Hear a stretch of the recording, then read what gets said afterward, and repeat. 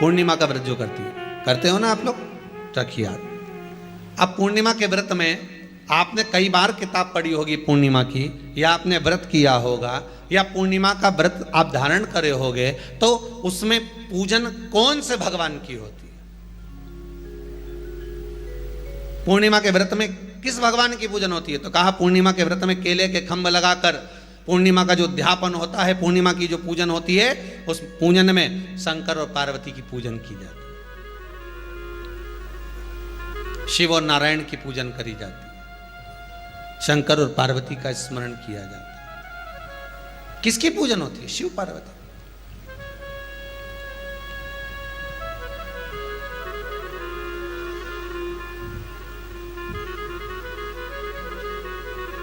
क्यों शंकर और पार्वती का पूजन क्यों करा जाता है पूर्णिमा के व्रत में? क्योंकि शिव और माता पार्वती ही केवल एक ऐसे हैं जिन्होंने अपूर्ण लक्ष्मी को भी पूर्ण बना दिया था। किसको पूर्ण बनाया है? लक्ष्मी। शरद पूर्णिमा के दिन अगर आप शंकर भगवान को एक लोटा पानी अगर शिव को समर्पित कर रहे हो, श्वेत पुष्प को रख कर शंकर जी के ऊपर सफेद फूल को चढ़ाकर अगर एक लोटा जल भी, एक पात्र जल भी शंकर को समर्पित कर रहे हो, तो ये लक्ष्मी के लिए ही तो कर रहे हो। और कौन सी लक्ष्मी? पूर्ण लक्ष्मी। पूर्ण लक्ष्मी। आपको पहले भी कथा में कहा, एक बार भगवान विष्णु के सामने लक्ष्मी मैया ने बहुत तेज स्वर में कह दिया था, नारायण, दुनिया के लोग आपका नाम जपते हैं, दुनिया के लोग नारायण नारायण कहते हैं, दुनिया के लोग आपका भजन करते हैं, पर सत्य मायने में कहूं ना तो मेरे बिना दुनिया के लोगों की नहीं चल सकती, मेरे बिना दुनिया नहीं चल सकती, संसार मेरे बिना नहीं चल सकता। भगवान विष्णु ने कहा, ये तो गलत है लक्ष्मी आपका कहना। एक दिन लक्ष्मी को अहंकार आ गया, अहंकार के संबोधन जब माता लक्ष्मी करने लगी तो भगवान, उसी समय पर भगवान विष्णु को क्रोध आ गया और भगवान विष्णु ने कह दिया, लक्ष्मी तू इतनी बड़ी बड़ी बात कहती है कि तेरे बिना नहीं रह सकती संसार। मैं तुझे कहता हूं लक्ष्मी, तू अपूर्ण है, तू अपूर्ण है, तू पूर्ण कब हो गई?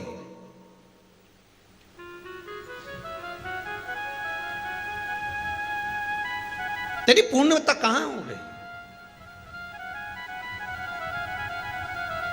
लक्ष्मी की आंख से आंसू बहने लगे। आज आपने मुझे अपूर्ण कहा है, आपको मालूम है आप मुझे अपूर्ण कह रहे हो? आपको ये ज्ञात हो रहा है आप मुझे अपूर्ण कह रहे हो? भगवान कहते हैं, हाँ लक्ष्मी, मैंने तुझे अपूर्ण कहा है। अपूर्णता का मतलब आप जानते हो ना? भगवान कहते हैं, लक्ष्मी मैं सब जानता हूं। लक्ष्मी रोती हुई माता सरस्वती के पास पहुंच गई। सरस्वती ने पूछा, क्या बात है लक्ष्मी, क्यों रो रही हो? लक्ष्मी जी ने कहा, क्या बताऊं सखी, मेरे पति ने आज मुझे अपूर्ण कह दिया है। तो क्यों रो रही है तू? अपूर्ण अगर कह दिया, पति ने ही तो कहा है ना, तो क्यों रोना? चल मेरे साथ में। और सरस्वती मैया माता लक्ष्मी को लेकर सीधे पहुंच गई माता पार्वती के यहाँ। माता पार्वती के यहाँ जब पहुंची है, माता पार्वती ने लक्ष्मी जी को देखा और सरस्वती को देखा तो पूछा कि बात क्या है, क्या हो गया ऐसा, क्या हुआ, क्या है ऐसा जो तुम दोनों आज मेरे पास में आई? क्या हुआ? पार्वती जी कुछ बोलती, शिव जी का ध्यान माता सरस्वती की ओर और लक्ष्मी की ओर गया और भगवान शंकर जान गए कि आज भगवान नारायण ने लक्ष्मी जी को अपूर्ण। लेटेस्ट फैशन ढूंढने का endless search comes to an end. Use Myntra's easy feature shop कहा है। अब देखें माता पार्वती क्या कर सकती है, इसको पूर्ण बनाने के लिए करेगी क्या? क्या हुआ? माता सरस्वती जी बोली, लक्ष्मी को अपूर्ण कह दिया। अपूर्ण कह दिया? हाँ, तो क्या सोचना उसके लिए, इसको मैं अभी पूर्ण बना देती हूं। माता जगतजननी पार्वती ने गोदी में विराजमान गणेश जी को उठाया और उठाकर लक्ष्मी जी की गोद में दे दिया। ले लक्ष्मी, आज से तू पूर्ण हो गई। लक्ष्मी, आज से तू पूर्ण है। गोदी में जब तक संतान नहीं है तो नारी को लोग अपूर्ण समझते हैं, पर माता पार्वती जी ने संपूर्ण ब्रह्मांड में एक सिद्धता प्रदान कर दी कि अपने गोदी के लाल को, अपने गोदी के पुत्र को माता ने लक्ष्मी की गोद में देकर लक्ष्मी को पूर्ण बना दिया। वो दिन कौन सा था? यही शरद पूर्णिमा का दिन था। कौन सा दिन? आवाज पकड़ लो। यही शरद पूर्णिमा का दिन था। शरद पूर्णिमा का दिन लक्ष्मी को पूर्ण करने का दिन, पूर्ण करने का। केवल अमृत ही नहीं बरसता, शरद पूर्णिमा के दिन लक्ष्मी भी बरसती है। लक्ष्मी पूर्णिमा के कितने व्रत होते हैं? बोलते जाओ, जरा जल्दी जल्दी बोलो।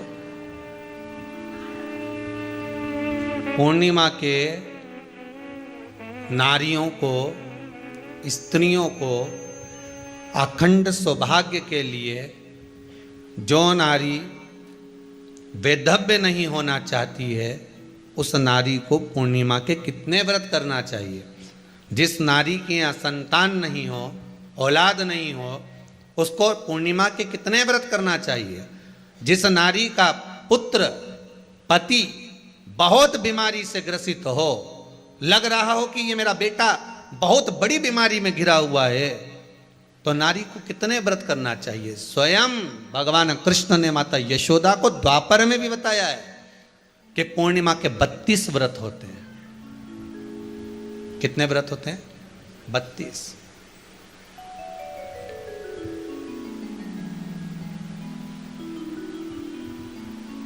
स्वयं भगवान कृष्ण यशोदा रानी को, माता यशोदा जी को भी बता रहे हैं 32 व्रत।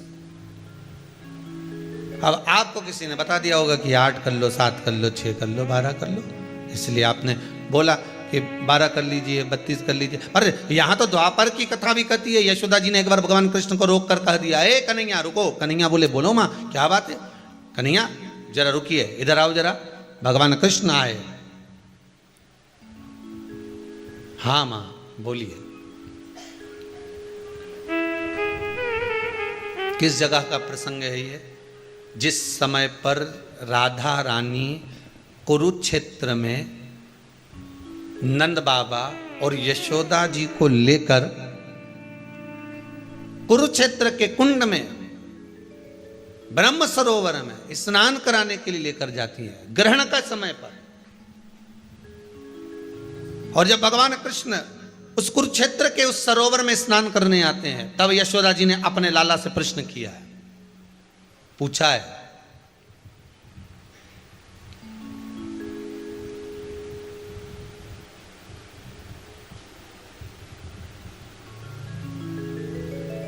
कि नारी वैधव्य होकर ना मरे।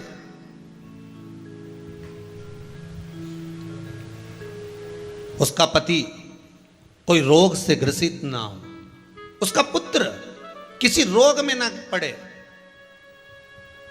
अरे भाई कितना सुंदर संवाद लिखा है। अगर किसी माता का पुत्र मान लो किसी नशे में डूबा हुआ है, कोई नशा कर रहा है और गलत नशा है, आपको लग रहा है कि ये नशे में डूबा हुआ है, आपको लग रहा है कि ये गलत जगह पर डूब गया है, आपको लग रहा है कि मदिरापान में, मांसाहार में या अधिक गांजा आदि का जो भी नशे होते हैं, जितने भी नशे, उसमें डूब चुका है। और माँ उसको समझा रही है, तू नशे में मत डूब, तू इस काम को मत कर, तू ये गलत कर्म मत कर।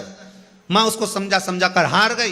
तो मेरा माताओं से निवेदन है, आप उसको समझाना बंद कर दो, एक काम करना प्रारंभ कर दीजिए। हमें जो शिव महापुराण के माध्यम से शास्त्र कह रहा है कि आप 32 पूर्णिमा के व्रत प्रारंभ कर दो। उसमें करना क्या है आपको?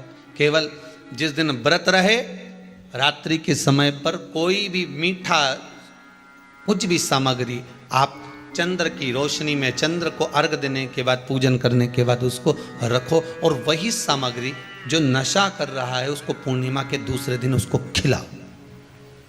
आप धीरे धीरे खिलाना चालू करेंगे, जिस नशे में वो डूबा हुआ उस नशे से वो छूटना प्रारंभ हो जाएगा। 2 पूर्णिमा व्रत करके तो देखो, तीसरे में तुम्हें जरूरत ही नहीं पड़ेगी। धीरे धीरे आप रुक, वो छूटना प्रारंभ हो जाएगा।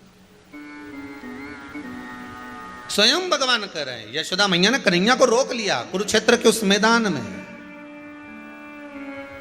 और भगवान कृष्ण का दर्शन माता यशोदा जी करी। बहुत बहुत दिनों के बाद माँ को आज माता यशोदा को लाला का दर्शन हुआ, बहुत समय के बाद, जाने के बाद, बहुत समय के बाद।